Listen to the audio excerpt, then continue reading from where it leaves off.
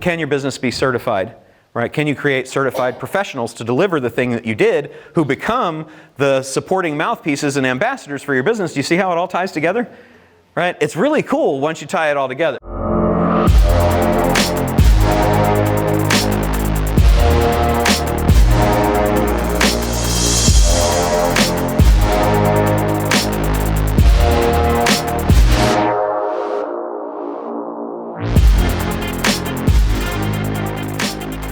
So now we're at productized services. So for us, we were building funnels. How can we productize that? And you just need to, this is a you got to figure this out thing.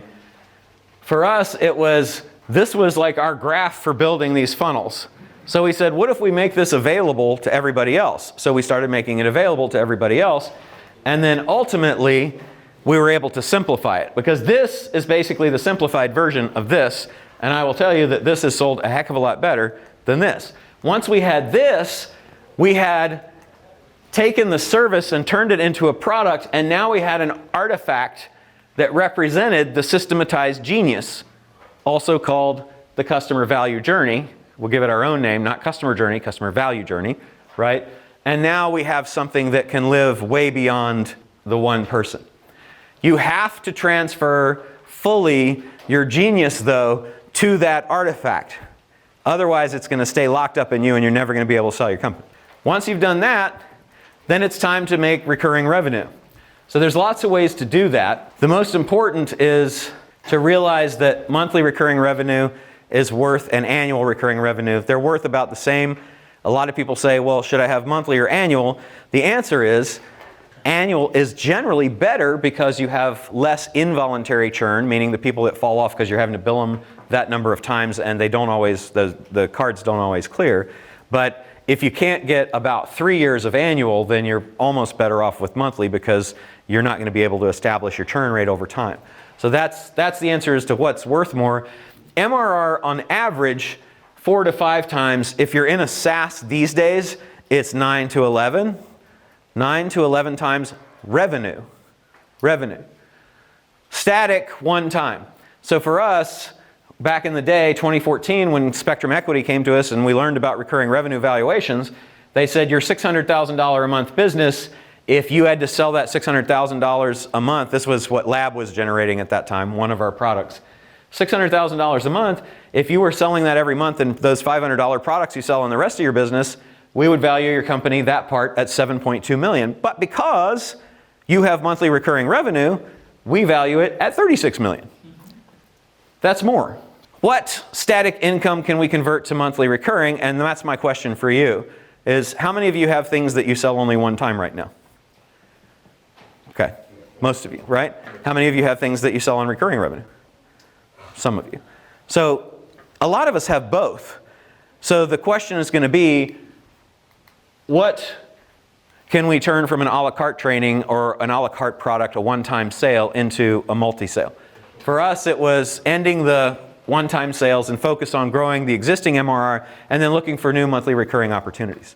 So where do we find those opportunities? Well, we just did a couple of exercises on how to extend our markets and products. That's a great place to look. That's why all this stuff comes in sequence, and this is all part of the exit journey, right? So a few ways you can do it. You can convert one-time payments to MRR. They've done it in inconceivable markets. Inconceivable, right? Markets. Fashion. Who would have thought people would want closets in the cloud? They do. They did it with cars. Audi, Cadillac, Porsche all have automobile subscriptions now. You just pay a monthly fee, you get tired of your car, you go in, you get a different one. Cell phones. Apple was like, yeah, we like that. We want some MRR, right? So lots of ways to do that. The second way is to add MRR services. Peloton, fantastic example, hugely valuable company. These bikes, like I heard Peloton, and I hadn't seen them. I heard a lot about Peloton before I ever saw one. When I saw one, I was like, that looks like the bike my dad had from the 1950s. I mean, it's like this, there's nothing to it, the bike, but the technology and having a community of some coach on there with other people saying, you know, push it, whatever they say. That people will pay monthly for, right? And they built up a huge value for it, right? Another thing you can do is you can do sales into SaaSes, one-time sales into SaaSes or boxes. HelloFresh did a great job of this with food.